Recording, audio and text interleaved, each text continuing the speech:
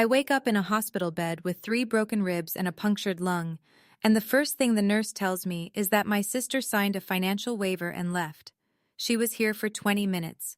20 minutes, while I was in surgery, while a machine was breathing for me. My sister Margot walked in, signed a piece of paper that said she wouldn't pay for any of it, and walked out. 5 days later, she comes back. Strolls up to the nurse's station and asks if I've been discharged yet. The nurse, a woman named Colleen who'd been checking on me every 2 hours for 5 straight days, looks my sister dead in the eye and says one sentence. And I watch the color drain from Margot's face through the window of my room. My name is Acacia. I'm 29, and this is the story of how my own sister tried to kill me for $2 million, and how I made sure she lost everything. If you're watching this, please subscribe and let me know where you're watching from. But first, let me take you back to the night of the accident. It's a Tuesday night in March. I've just finished a 12-hour shift at the Millbrook Community Clinic. Flu season, short-staffed, the usual. And I'm driving home on Route 7. This stretch of road is practically muscle memory. I've driven it 1,000 times. Winding 2-lane blacktop through the Connecticut hills, guardrails on the curves, nothing unusual. I come up on the first sharp bend past the old covered bridge. I press the brake. Nothing. I press harder. The pedal sinks to the floor like stepping into mud. No resistance, no response. My hands lock on the wheel. The curve is coming fast. I pump the brake, once, twice, 3 times. And there's this sick, hollow feeling, like the car has forgotten what stopping means. Headlights sweep across the guardrail. I yank the wheel to the right, aiming for the shoulder, but at 45 miles an hour on a downhill curve there's no shoulder. There's gravel, then metal. The car hits the guardrail and the world turns into noise. Glass shattering, steel screaming. Something inside my chest snaps. I feel it before I hear it. 3 distinct cracks, like someone breaking dry branches. Then quiet. I'm hanging sideways in my seatbelt, blood in my mouth. I can hear a siren somewhere far away, or maybe it's the ringing in my ears. A paramedic's face appears in the broken window. His lips are moving, but I only catch pieces. Punctured lung, at least 3 fractured ribs, stay with us. And just before I go under for the second time, I hear someone, another paramedic, maybe a bystander, say, "Someone already called her sister." I hold on to that. In the darkness behind my eyelids, I think, Margot is coming. I'll be okay. That was the last time I trusted her. I come out of surgery 31 hours later. The room is white. The ceiling tiles have those tiny holes in them, hundreds of little dots, and I count them because there's nothing else to look at. No flowers, no cards, no jacket draped over the visitor's chair. A nurse pushes through the door, mid-40s, dark hair pinned back, reading glasses on a chain around her neck.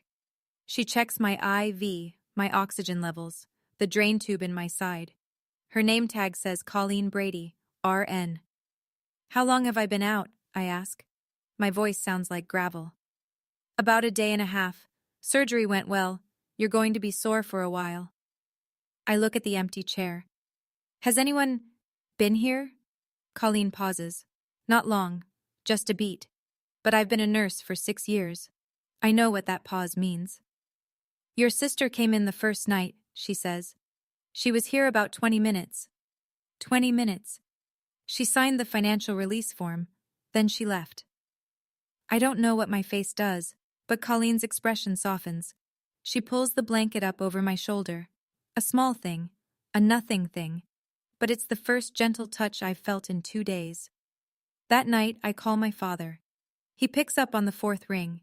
His voice has that loose, fuzzy quality I've known my whole life, the sound of Gerald Sinclair after his 3rd bourbon. "Hey, sweetheart, Margot said she's handling everything. Don't worry about it." "Dad, I'm in the hospital. I had surgery." Right. Margot told us. She said you're doing fine." I hang up, stare at the phone in my hand. Colleen comes back in to adjust my pain meds. She looks at me and says quietly, "That financial release form? It means she made sure the hospital knows she's not paying for any of this." I don't answer. I just close my eyes and count ceiling tiles again. I need to tell you about Margot and me. Growing up, Margot Sinclair was the sun, and I orbited her. Our father drank. Our mother cried. The house was a place you survived, not a place you lived, and Margot, 5 years older, sharp as a blade, was the one who made it bearable. She'd pull me into her room during the worst nights, put headphones on me and whisper, "Just listen to the music. I'll handle it." She drove me to my college scholarship interview when I was 17. Stayed in the car for 3 hours, engine running so the heat wouldn't die. When I got in afterward, hands shaking, she said, "You're going to get it. And you're going to leave this town, and I'm going to be so proud of you." I believed every word. But Margot had a habit I didn't notice until much later. Every favor came with a receipt. Every kindness had a ledger entry. "I sacrificed so much for you." She'd say it casually, the way you'd mention the weather. And I'd feel this pull in my chest, this quiet guilt, like I owed her something I could never fully repay. 5 years ago, Margot married Brett Whitfield, a real estate developer with a big smile and bigger promises. She moved into a colonial in the nicest part of Millbrook, joined the charity board, started going by Mrs. Whitfield at parties. She introduced me to her friends as "my little sister, she's a nurse." Said it with this tilt of her head, like it was sweet, like it was small. Our grandmother, Frances Sinclair, saw through it long before I did. The last time I visited her before she passed, she held my hand and said, "Your sister loves the idea of family, Acacia. You love the actual people." I didn't understand what she meant. I do now. Day 3 in the hospital. I'm propped up on pillows, trying to eat applesauce with my left hand because my right side is a constellation of bruises, when Danny Oakes walks in. Danny and I went to college together. He's a mechanic now, runs a shop on the edge of town. The kind of guy who talks to engines like they're patients. We're not close the way we used to be, but he's the type who shows up. He heard about the accident from a mutual friend and drove straight here. He sits in the visitor's chair, the one nobody else has used, and puts a paper bag of donuts on the side table. Then he leans forward, elbows on his knees, and something in his face changes. "Acacia, I need to tell you something." "Okay." "Your car got towed to Henley's lot. I went over there this morning because I heard about the wreck, and I wanted to see how bad it was. Insurance will need a report anyway." He stops, rubs his hands together. "The brake line didn't wear out. It was cut, clean cut. Someone used a blade or a snip tool. There's no way that happened by itself." The room tilts, just slightly, like the floor shifted an inch to the left. "That's not possible," I say. "I took pictures. I'll send them to your insurance adjuster, but I wanted you to hear it from me first." I stare at the ceiling tiles. Danny waits. "Who had access to your car that night?" he asks. "Before the accident?" And there it is. The question I don't want to answer. Because the night before the accident, I parked at my parents' house for dinner. The car sat in the open driveway for 3 hours, and Margot was there too. Danny looks at me like he's afraid of what he's about to say, and I realize he's not afraid for my car. He's afraid for me. Day 4. My phone rings at 9:14 a.m. Margot's name on the screen. I stare at it for 3 rings before I pick up. "Acacia! Oh my God, I've been meaning to call. Things have been insane with the gala planning and Brett's been traveling. How are you feeling?" Her voice is warm, musical, the voice of a woman who hosts dinner parties and never burns anything. "I have 3 broken ribs and a punctured lung, Margot." I know, Mom told me the surgery went well, that's great, listen, have they said when you'll be discharged? I need to know for planning." I wait a beat. "Planning what?" "The charity gala. It's coming up and I want to make sure we show family unity. Everyone's asking about you." She hasn't asked me what the surgery was like. She hasn't asked about my pain level, my breathing, whether I can walk to the bathroom. She's asking about a timeline so she can manage the story. "I don't know when I'll be out." "Well, keep me posted. Oh, and don't worry about the bills. I talked to the hospital about the financial situation. It's all sorted." Sorted. She signed a form refusing responsibility, and she's calling it sorted. "Thanks, Margot." "Of course. That's what big sisters are for." "Love you." She hangs up. I sit there holding the phone, and for the first time since the accident, something shifts inside me. Not the broken ribs. Something deeper. Something underneath. Danny's voice in my head. The brake line didn't wear out. It was cut. Margot's voice. Have they said when you'll be discharged? I need to know for planning. Planning. She needs to know for planning. Maybe Danny is right.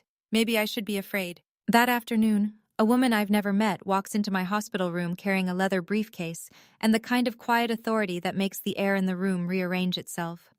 Acacia Sinclair, I'm Helen Ashford. I manage the trust your grandmother established. She's in her early 50s, silver-streaked hair cut sharp at the jaw. She doesn't sit until I tell her to. I came because I received a call 2 days ago, from your sister. She wanted to know about the incapacity provisions in your grandmother's trust. Incapacity provisions? If a beneficiary is declared legally incapacitated, the other beneficiary can petition for temporary management of their share. Helen opens her briefcase, pulls out a folder. Most families, when someone is in the hospital, they ask about medical care. Your sister asked about the money. The room is very quiet. The heart monitor beeps. How much are we talking about? I ask, even though I already half know. The trust is valued at approximately $2.3 million. It was split equally between you and your sister. The first distribution, 50%, went out last year. The second distribution, your share, roughly $1.15 million, is scheduled for your 30th birthday. That's 11 months from now. I look at her. And if I'm declared incapacitated before then? Margot could petition for temporary control of your portion. Temporary in trust law can mean years. Helen closes the folder, looks at me straight. I've managed your grandmother's trust for 9 years, Acacia. In 9 years, your sister never once asked about your share. Not a single question. Until you ended up in this hospital. I feel my jaw tighten, not from the pain meds wearing off, from something else entirely. What do? I ask. Helen sets the folder on my lap. You let me help you. That evening I call my mother. I tell her everything Helen told me. The phone call from Margot, the incapacity provisions, the timing. I keep my voice steady. I don't accuse anyone of anything. I just lay out the facts and say, Mom, please just come to the hospital. I need to talk to you in person. Silence on the line. Then Pauline Sinclair does what Pauline Sinclair has done my entire life. She defers to the loudest voice in the room. Margot says Helen is trying to create problems. She says the trust situation is complicated and Helen is overreacting. Mom, have you even seen me since the accident? More silence. Longer this time. Then my father takes the phone. His voice is loose. It's 6 p.m., and he's already 3 drinks in.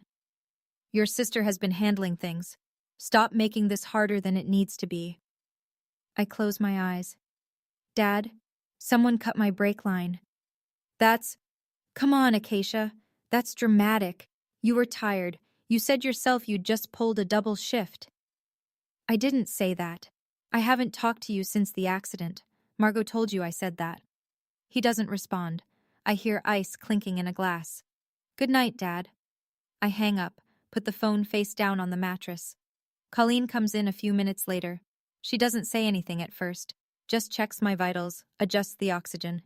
Then she looks at me, really looks at me and says, For what it's worth, I've seen a lot of families come through this ward. The ones who don't show up, there's always a reason, and it's never a good one.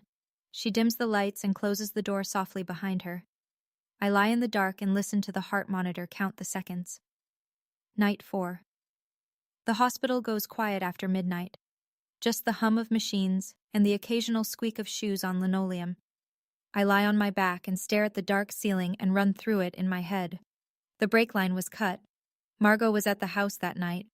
2 days after my accident, she called Helen about my trust. She hasn't visited. She hasn't asked how I'm breathing. And my parents chose her version of the story without reading a single page of mine. I think about Grandma Frances.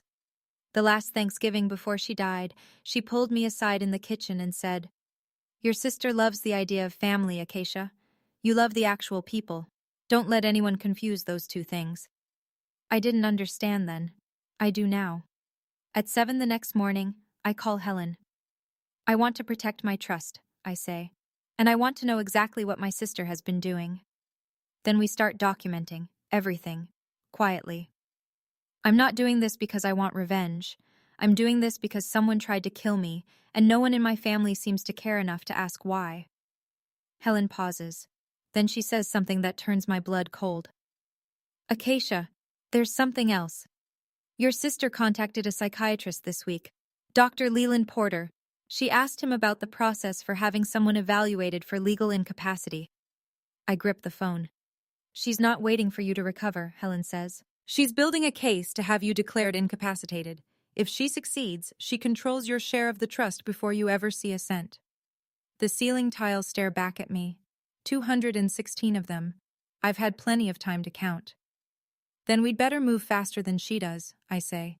I need to tell you about my sister's life. The real one, not the Instagram version.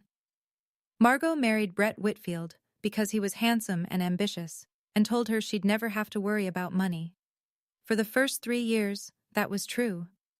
Brett flipped properties, closed deals, drove a black Range Rover. They bought the Colonial on Maple Ridge. 4 bedrooms, wraparound porch, the kind of house that says we've made it before you even get to the front door. Then Brett bet everything on a residential development called Ridgeline Estates, 22 luxury homes on a hillside lot outside Millbrook. He borrowed $1.8 million. The project stalled. Permits got tangled. His investors pulled out. The bank sent letters. Then more letters. Margot found out when their credit card declined at a restaurant in front of 3 of her charity board friends. That night, I learned this later through Helen's investigator, Brett sat across from Margot at their kitchen island and said 6 words. Fix this, or I'm done. Fix this.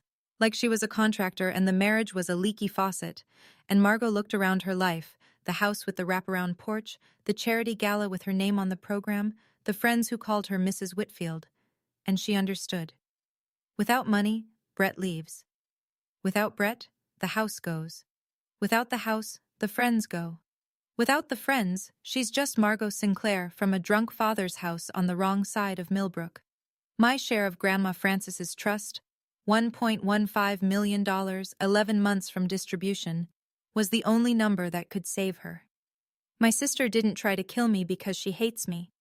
She tried to kill me because her husband told her to fix their money problem, and I was the easiest fix. Day 7. They discharged me with a binder full of instructions. No lifting, no driving, physical therapy 3 times a week, follow up with the pulmonologist in 10 days. My lungs still whistle when I breathe too deep. I don't go home. My apartment in town, Margot has a spare key. She's had one since I moved in 3 years ago. For emergencies, she said. I never thought to ask whose emergencies. I don't go to my parents' house either. Colleen arranges it. Her mother, June Brady, lives alone in a little Cape Cod off County Road 9, about 15 minutes outside Millbrook. 2 bedrooms, a vegetable garden out back, a cat named Biscuit who sleeps on the radiator. June is 72 and sharp as a tack and doesn't ask questions she doesn't need answered. Stay as long as you need, Colleen tells me, handing me a bag of clean clothes she picked up from a thrift store. June likes company, and no one in your family knows where she lives. For the first time in my life, I don't tell my family where I am. I don't text Margot. I don't update my father. I don't call my mother.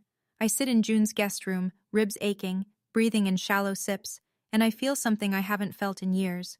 Quiet. Not the quiet of being ignored. The quiet of being safe. Helen sends me a secure email that evening. Subject line: Gala, Millbrook Country Club, May 17th. The body is a single paragraph. Your family's annual charity fundraiser is 4 weeks away. Margot is chairing it. She can't miss it. It's her stage. That's where she's most visible and most vulnerable. Start thinking about that. I read it twice, closed the laptop, and for the first time since the accident, I sleep without dreaming. My cousin Tessa calls me 3 days after I leave the hospital. Tessa is 26, my Aunt Ruth's daughter, the only person in the extended family who texts me back within the hour instead of the week. She's been my quiet lifeline since the accident, and right now her voice is doing that thing where it gets very precise, like she's trying not to scream. Margot hosted a family dinner last night, she says. At your parents' house. Okay. She cried, Acacia. Real tears. Sat at the head of the table and told everyone you're refusing to come home, that you're pushing the whole family away, that you're going through something, and she's tried so hard to help but you won't let her. I close my eyes. June's cat, Biscuit, jumps onto the bed and curls against my hip. "What did everyone say?" I ask. "Your dad nodded along. Your mom held Margot's hand. Aunt Ruth said she'd pray for you. Everyone hugged Margot." "And you?" "I sat in the corner and ate my chicken. I almost believed her too, Acacia. She cried real tears, and everyone hugged her." I take a breath. The ribs protest. "There's something else," Tessa says, and her voice drops lower. "Margot called the clinic where you work. She asked about their mental health leave policy. Specifically, she asked what documentation is needed to put someone on involuntary medical leave." The room goes very still. "She's not just telling people you're unstable," Tessa says. "She's building a paper trail." I look at the ceiling of June's guest room. This ceiling doesn't have hospital tiles. It has old plaster and a small crack shaped like a river. "Tessa, thank you for telling me." "What are you going to do?" "I'm going to let her keep talking. The more she says, the deeper she digs." 2 days later, Helen drives out to June's house with a manila folder and a man I haven't met. "Acacia, this is Ray Kendall, former state police, now private investigator. I've retained him." Ray is in his 50s, built like a mailbox. Short, solid, no wasted space. He shakes my hand gently, aware of the ribs, and sits across from me at June's kitchen table. "Let me walk you through what we have," he says, spreading photographs across the table. "These are from Danny's inspection and the insurance adjuster's follow-up. The brake line on your vehicle was severed with a cutting tool. Not corroded, not frayed, cut." He taps a second photo. "This is a receipt from the Home Depot in Danbury, a set of automotive brake line cutters, purchased 3 days before your accident, paid for with a Visa, ending in 4471. "Whose card?" I ask, though the ice in my stomach already knows. "Registered to Margot Sinclair Whitfield." I stare at the receipt. $34.99. That's what my life was worth to my sister. $34.99. Ray continues. "I also pulled security footage from your parents' neighbor. The Porters have a Ring camera covering their driveway, which partially captures the Sinclair front yard. At 11:47 p.m. the night before your accident, a figure walks from the house toward the driveway where your car was parked. The image isn't clear enough for facial ID, but the build and clothing are consistent with your sister." Helen opens a second folder, and there's a phone record. Brett Whitfield called Margot at 11:30 p.m. that night. The call lasted 11 minutes, 17 minutes before that figure appeared on the camera. An 11-minute phone call. Then someone walked to my car with a $35 tool and took my brakes apart. I push back from the table. My hands are steady. My voice is steady. Everything inside me is screaming. "What's the next step?" I ask. I'm going to pause here for a second. I'm sitting in a stranger's kitchen with broken ribs, looking at a photograph of my sister's credit card receipt for the tool that was used on my brake line. $34.99. If you're still watching, this story gets harder before it gets better. Hit subscribe if you want to see how it ends. And drop a comment. What would you do if you found out your own sibling did this to you? Things move fast after that. Helen calls me the next morning, and her voice has an edge I haven't heard before, the controlled urgency of someone who's been in courtrooms long enough to know when the clock is running out. "Margot contacted the bank that manages the trust yesterday. She filed an emergency access request claiming you're incapacitated and unable to manage your financial affairs." "Can she do that?" "She can request it. The bank requires a medical certification of incapacity to proceed. She doesn't have one, yet. But she's already contacted a psychiatrist and she's pushing." "What did you do?" "I called the bank, identified myself as the trustee, confirmed that you are fully competent and that any disbursement made without your consent will result in litigation against the institution." "Did they back off?" "For now, but your sister is resourceful. She'll find another angle." Helen is right. That afternoon my phone rings. Margot. I let it go to voicemail. The message is 40 seconds of sugar. "Hey little sis, I heard you got a lawyer involved. That makes me so sad. I thought we could handle this as a family.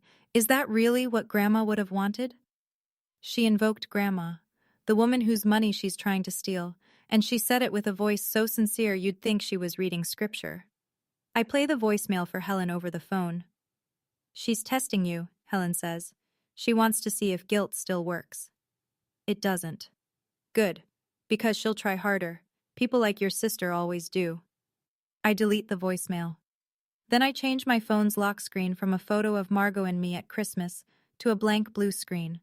It's a small thing, but small things are how you start dismantling a life that was built on someone else's lies. Ray Kendall is thorough. That's the polite word. The real word is relentless. Within a week, he's mapped Brett Whitfield's financial collapse in detail. The Ridgeline Estates development, 22 luxury homes on a hillside lot, never broke ground. Permits stalled. Environmental review flagged drainage issues. Investors pulled out one by one. Brett owes $1.8 million to 3 different lenders, and the interest alone is eating him alive. But here's the part that made me set down my coffee and stare at the wall. Ray found out Brett has been meeting with a divorce attorney. Name of Philip Voss, office in Hartford.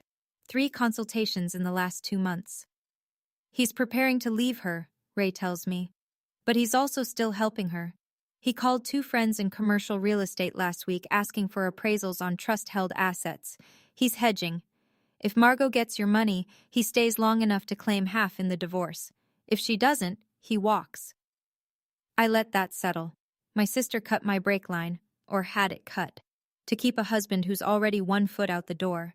And that husband is helping her steal from me while simultaneously planning to steal from her. Does Margot know about the divorce lawyer? I ask. I don't think so. Then she's doing all of this. The trust, the psychiatrist, the performance at the family dinner, to save a marriage that's already dead. Ray nods. Your brother-in-law is playing both sides. He's helping her steal your money and planning to leave her the second he gets his cut. I look out June's kitchen window. There's a cardinal on the feeder. It tilts its head like it's listening. My sister is desperate. Her husband is a coward. And I'm the only one who sees the whole board.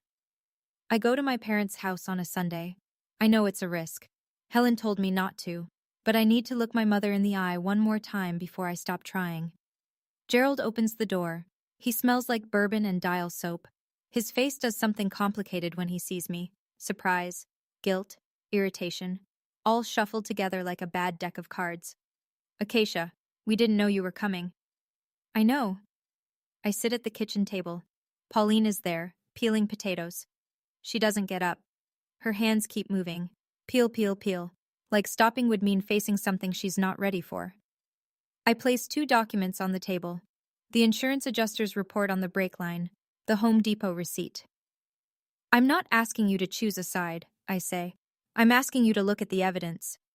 Gerald glances at the papers, doesn't pick them up. This is crazy talk. Your sister would never... Read it, Dad. Just read it. He pushes the papers toward the center of the table, away from himself, like they're contaminated. Pauline stops peeling. She looks at the papers. Her eyes move across the top line of the report. Then she sets down the peeler and says, Margot told me you might do this. She said you'd try to turn us against her. I stand up. The chair scrapes the floor. I'm not trying to turn you against her. I'm trying to stay alive. And you can't even read 2 pages. I walk to the door. Neither of them follows me. In the car, I sit for 3 minutes with the engine off. My hands are on the steering wheel, the same position they were in when the brakes failed, and for the first and only time in this entire story, I cry. Then I drive back to June's house and don't look in the rearview mirror. 3 weeks pass. I heal. Not all at once. Healing isn't a switch, it's a slow fade. The ribs go from screaming to aching to a dull reminder every time I reach for something on a high shelf. Physical therapy twice a week. I do the exercises in June's living room while Biscuit watches from the radiator like a furry supervisor. Meanwhile, Helen builds the case.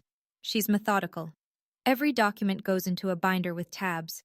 Insurance report, Danny's photographs, the Home Depot receipt, the neighbor's Ring camera footage, the phone record showing Brett's 11-minute call at 11:30 p.m., Margot's inquiries to the bank and the psychiatrist, Colleen's written statement about Margot's 20-minute hospital visit. Ray adds one more piece. Brett purchased a pair of nitrile gloves at the same Home Depot, same receipt, same trip. $34.99 for the cutters, $7.49 for the gloves, $42.48, the full cost of trying to erase me.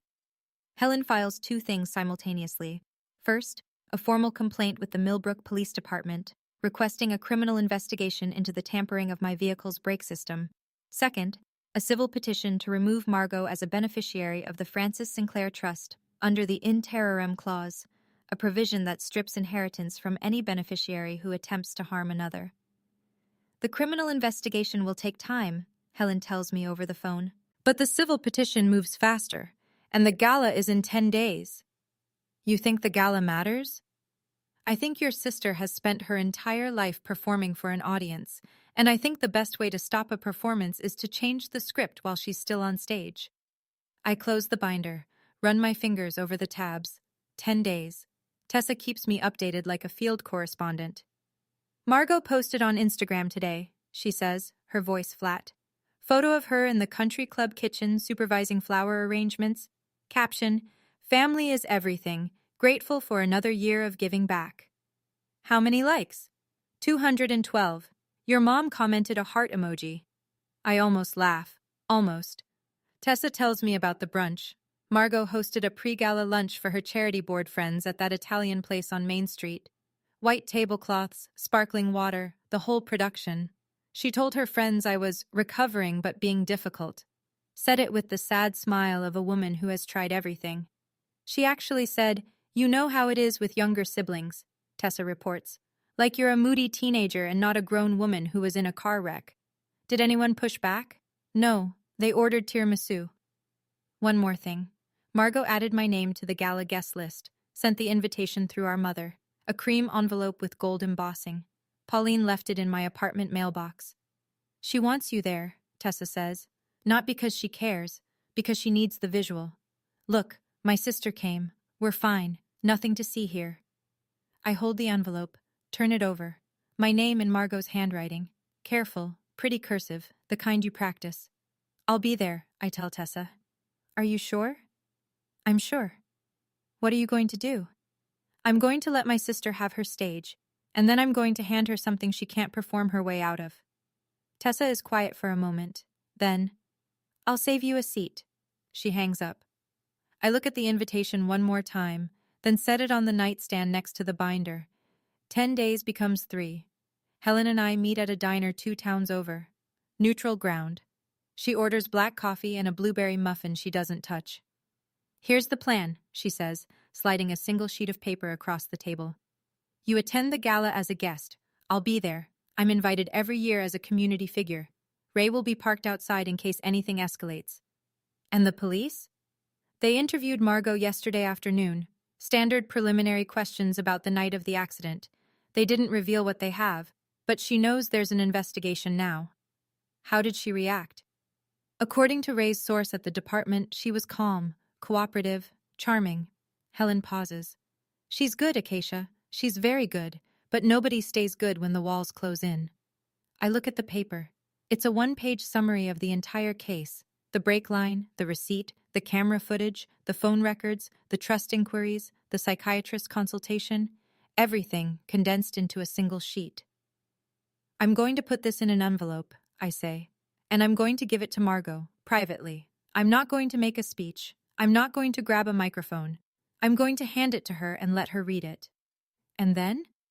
And then I'm going to watch what she does, because my sister's greatest talent is performing, and her greatest weakness is that she can't perform when she knows the audience has seen the script.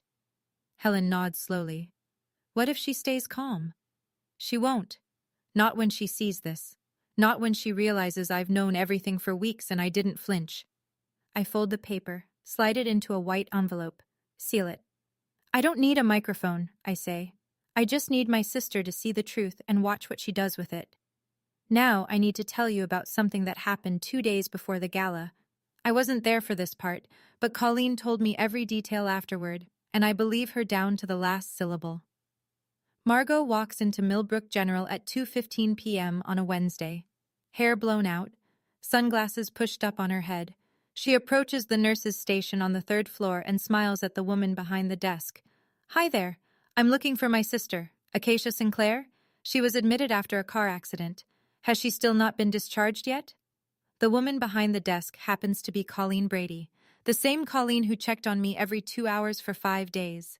The same Colleen who watched Margot sign a financial waiver and leave after 20 minutes. The same Colleen who held a blanket over my shoulder when no one else was there. Colleen looks up from her chart, takes off her reading glasses, folds her hands on the desk, and says, "She was discharged 4 days ago. But you'd know that if you'd visited more than once." Margot's face doesn't move for a full 3 seconds. Then something behind her eyes shifts. Not guilt, not shame. Fear. Because if Acacia left the hospital 4 days ago without telling anyone in her family where she went, that means Acacia is no longer the helpless little sister lying in a bed waiting to be managed. "Where is she?" Margot asks. Her voice is tight now. "Where did she go?" "I'm a nurse, Mrs. Whitfield, not a tracking device."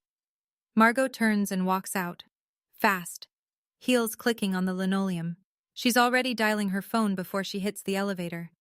Colleen told me later, "That was the first time I'd ever seen your sister look scared, and honestly, it was satisfying." I believe her. That look on my sister's face when the nurse said that, I wasn't there to see it, but Colleen described every second. And honestly, it was the first moment in this whole nightmare where I felt like maybe I wasn't the crazy one, maybe I wasn't unstable. If this story is hitting close to home for you, drop a comment and tell me. Subscribe, because what happens at the gala? That's the part I've been waiting to tell you. Margot unravels in 48 hours. Tessa gets the first call. Margot's voice pitched high, talking fast. "Have you talked to Acacia? Do you know where she is? She left the hospital and nobody knows where she went." Tessa, bless her, lies cleanly. "I haven't heard from her. Maybe she needed space." "Space? She doesn't need space. She needs to come home." Next, Margot calls the clinic. The receptionist tells her Acacia is on extended medical leave. No further information available. Then she calls our mother. Pauline doesn't know anything, because there's nothing to know. I haven't told anyone. Tessa calls me that evening. She's spiraling. She told Brett, and this is a direct quote. "She knows. She has to know. Why else would she disappear?" What did Brett say? He said, "Then we need to move faster on the trust." Of course he did. Margot makes one more attempt. She calls Dr. Porter, the psychiatrist she'd been courting to evaluate me, and pushes for an emergency competency assessment. But Porter tells her the patient must be present and consenting for any evaluation. He can't declare someone incapacitated based on a family member's phone call. What Margot doesn't know is that Helen has already sent Dr. Porter a formal letter. The letter states that Acacia Sinclair is fully competent, represented by counsel, and that any evaluation initiated without her consent will be met with a malpractice complaint. Dr. Porter declined Margot's request, firmly.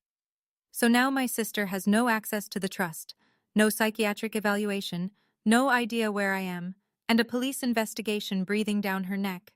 She has exactly one card left to play, the gala. 200 people, a microphone, her name on the program, the last stage she'll ever own. The night before the gala, I sit in June's guest room with the white envelope on the nightstand and the binder on the bed and biscuit purring on my feet.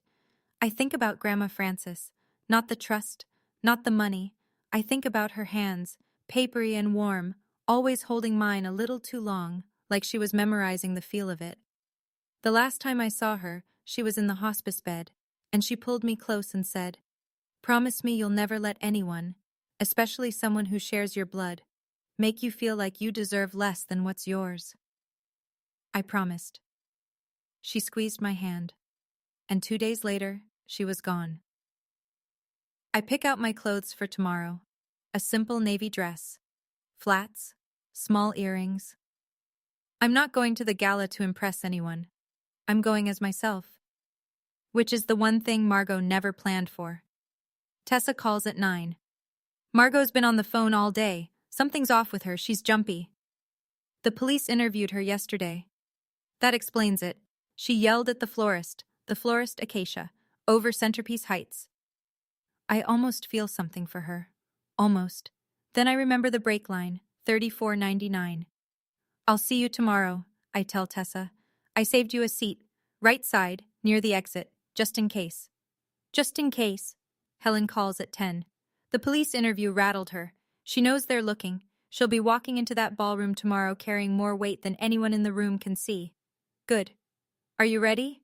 I look at the envelope, the binder, the crack in the plaster ceiling shaped like a river. I don't feel angry anymore, I say. I feel ready. Then get some sleep. Tomorrow's going to be a long night. It's the first time in weeks I fall asleep before midnight. The Millbrook Country Club looks like a magazine spread. White tablecloths, crystal glassware, hydrangeas spilling out of silver urns.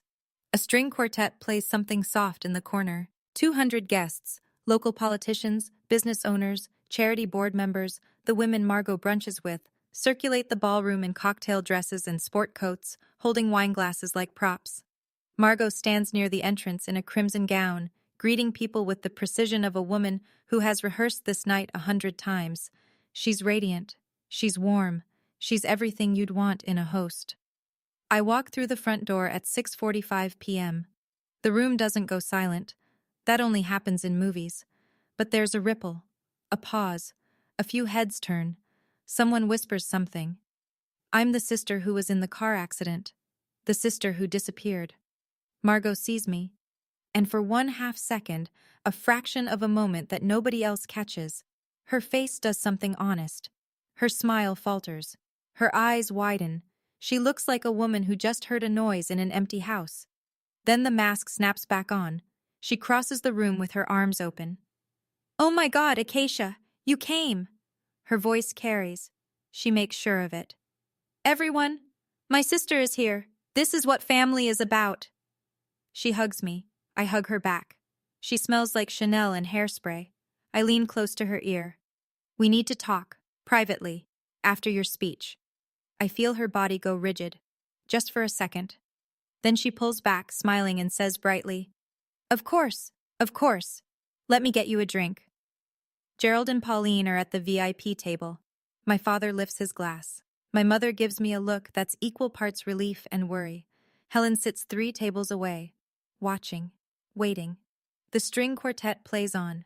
At 7:30, Margot takes the stage. She stands behind a slim podium with the charity's logo projected on the screen behind her. The room quiets. She adjusts the microphone, smiles. Thank you all for being here tonight, she begins. This gala means so much to our family.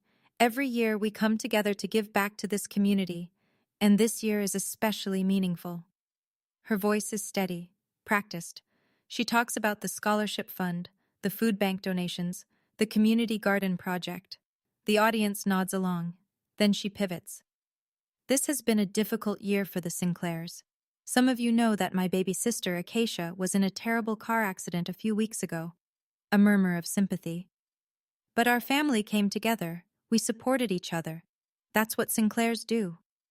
She pauses for effect, eyes glistening. I was at the hospital every day, sitting by her side, praying for her recovery. Every day. She was there for 20 minutes, once. I sit at my table, my face is still. Tessa's hand finds mine under the tablecloth and squeezes. And tonight, Margot continues, voice breaking beautifully. My sister is here with us. Acacia, stand up. Let everyone see you. 200 faces turn toward me. I don't stand. I lift my hand in a small wave, a polite smile. The room applauds. Margot wipes a tear. And from 3 tables over, Colleen Brady, whom Helen invited as a guest, sets her water glass down on the table with a quiet click. She looks at Margot the way a surgeon looks at an X-ray, because Colleen was there. Colleen knows exactly how many times Margot visited. Margot finishes her speech. The applause is warm. She steps down from the stage, flushed with triumph. She has no idea what's in the envelope. 10 minutes after the speech, I catch Margot's eye across the room. I tilt my head toward the lounge, a small side room off the main ballroom with frosted glass doors. She nods, follows me in. The lounge is quiet. Leather chairs, a bar cart nobody's using, soft lighting. Through the frosted glass, the ballroom is a blur of shapes and voices. I close the door, take the envelope from my clutch, set it on the table between us. Open it, I say. Margot looks at the envelope, then at me. She picks it up, slides out the single sheet. I watch her eyes move, line by line. The brake line report, the Home Depot receipt, her credit card. The Ring camera timestamp, Brett's phone call at 11:30 p.m., her inquiries to the bank, her calls to the psychiatrist. All of it, condensed into 12 neat paragraphs. Her hands start to shake. Not a lot, just enough. "This is insane," she whispers. "You're making this up." "The police have the same document, Margot. Helen filed it last week." Her head snaps up. "Helen, of course. She's been poisoning you against me since—" "No one poisoned me. You cut my brake line, or you had Brett do it. Either way, it's done." She stands. The paper trembles in her hand. "I'm not here to destroy you," I say. "I'm giving you a chance. Walk out there, tell the truth, and resign from the trust. Or let Helen and the police handle it. Those are your options." Margot's eyes are wet. But this time the tears aren't performed. This time they're real, and they look different. Raw, panicked, ugly. "You've always been jealous of me," she says. Her voice cracks. "Jealous? Margot, you cut my brake line. There's nothing left to be jealous of." She stares at me. Then she grabs the door handle and pushes into the ballroom. Margot doesn't walk out. She erupts. She pushes through the frosted doors into the ballroom with the paper still in her hand, tears streaming, voice pitched high enough to cut through the string quartet. "My sister is attacking me. She hired a lawyer to destroy me. She's been making up lies. Lies about our family, about our grandmother's trust." 200 people stop talking. Forks pause mid-air. Wine glasses hover. I step out behind her. I don't say a word.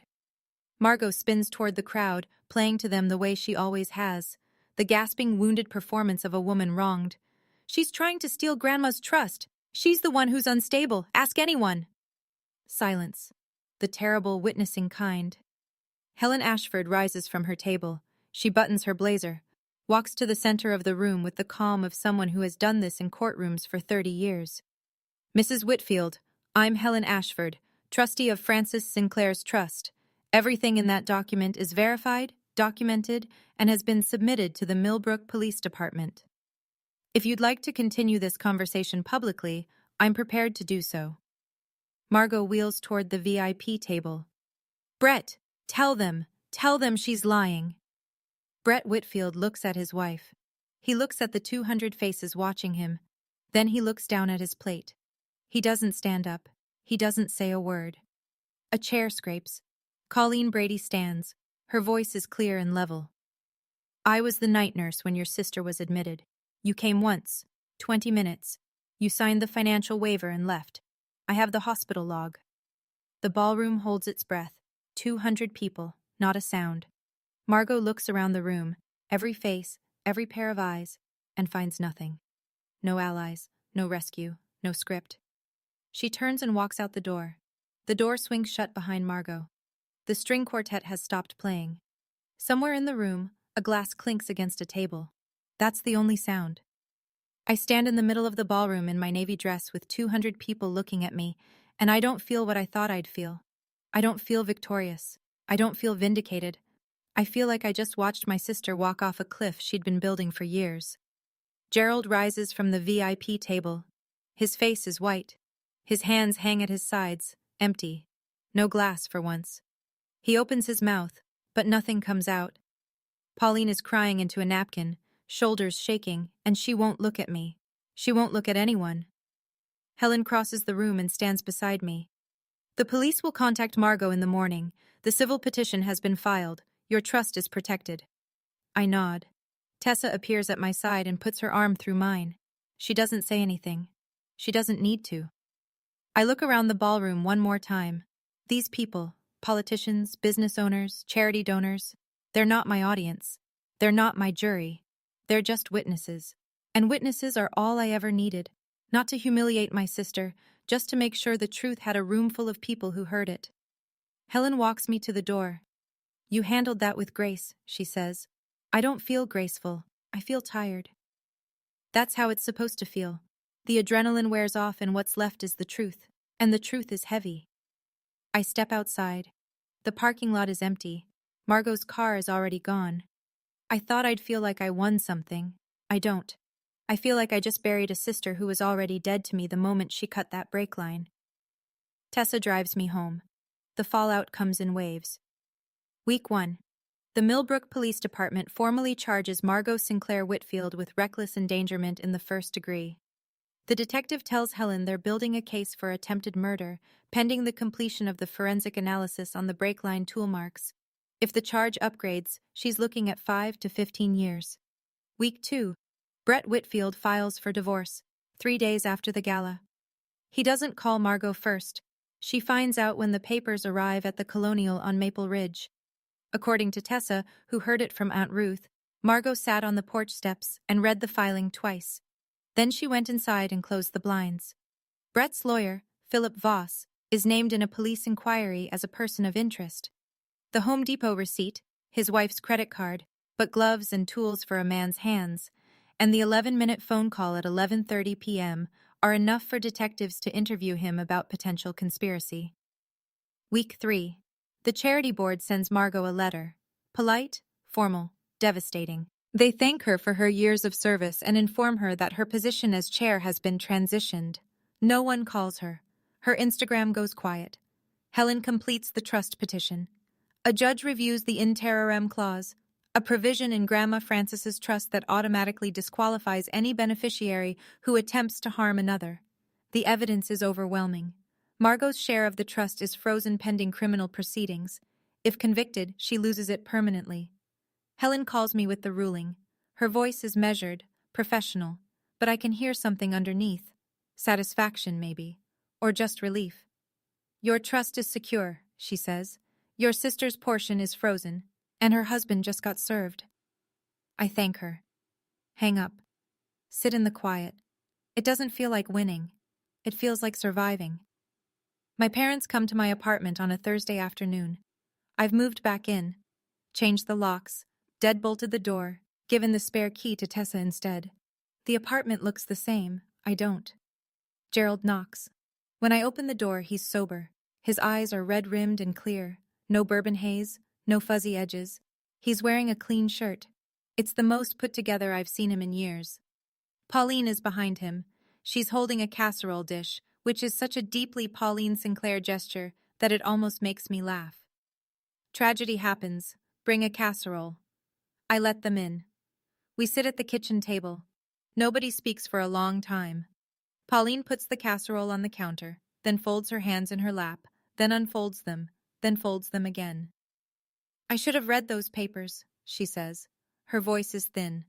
I should have come to the hospital. Gerald stares at the table. I believed her. I believed Margot because believing her was easier. I listen. I don't interrupt. I don't scream. I don't say I told you so. Because what would be the point? They know. I love you both, I say, and I mean it. But love doesn't mean I let you back in just because you're sorry. You chose Margot's version of reality for 30 years. I need time. Pauline's face crumbles. Gerald nods. Slowly, heavily, like the nod itself weighs something. How much time? My mother asks. I don't know. That's the honest answer. Gerald stands. He puts his hand on the back of the chair, steadying himself, not from drink, but from something harder. Your grandmother would be proud of you, he says. I wish I could say the same for myself. They leave. The casserole stays. I eat it that night, alone, and it tastes exactly like my mother's kitchen. A week later, a letter arrives at my apartment. Hand-delivered by Margot's attorney. Not Margot herself. Handwritten on plain white paper. I open it at the kitchen table with a cup of coffee I don't drink. The letter doesn't say I'm sorry. Margot has never been good at those words. Instead, it says this. I didn't plan it for months. I planned it in one night. Brett told me he was leaving and I panicked. That doesn't make it right. But you should know I wasn't always this person. 9 sentences total. No excuses. No justifications. No plea for forgiveness. Just a flat, exhausted statement of fact from a woman who finally ran out of performances. I read it twice. Then I set it on the table and look out the window. I think about Margot at 15. The night Dad threw a bottle at the wall and the glass went everywhere, and Margot grabbed me.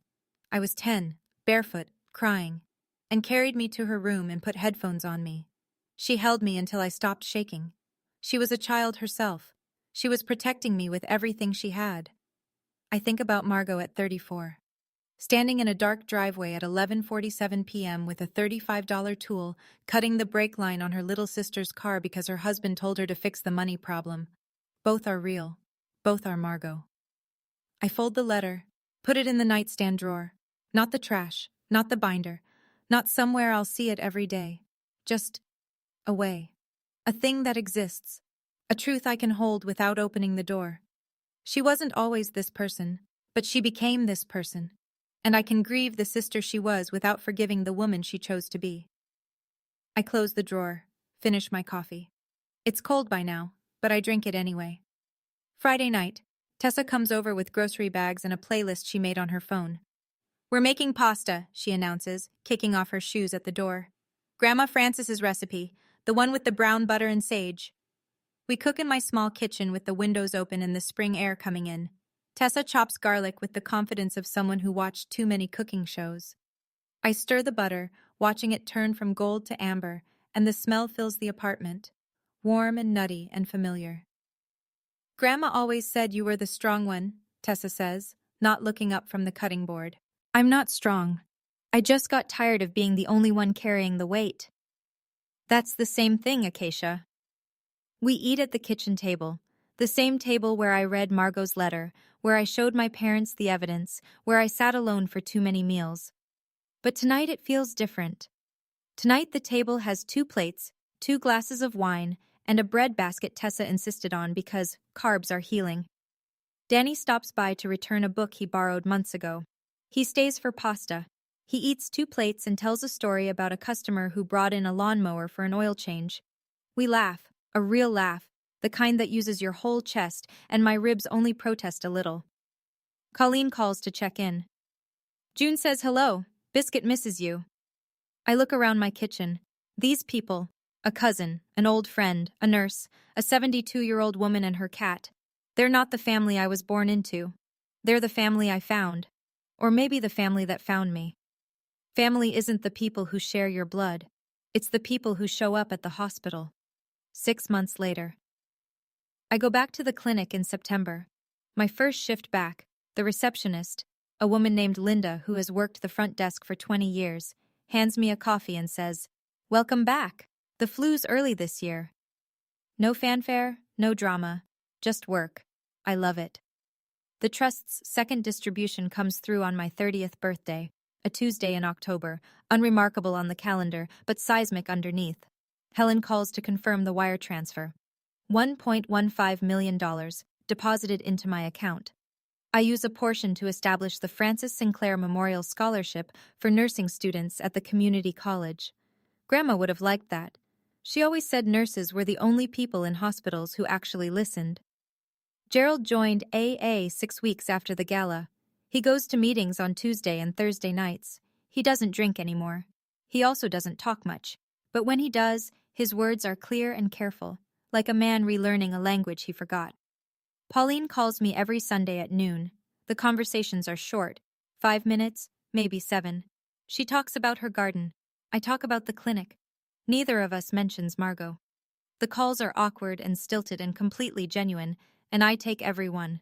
I haven't invited them to the apartment yet. Maybe someday. Not yet. Margot is awaiting trial. The charge was upgraded to attempted murder after the forensic report matched the tool marks to the cutters on that Home Depot receipt. She's out on bail, living in a rental apartment on the other side of the county. Brett is gone, left the state, last anyone heard. Nobody in the family mentions Margot at Sunday dinner anymore.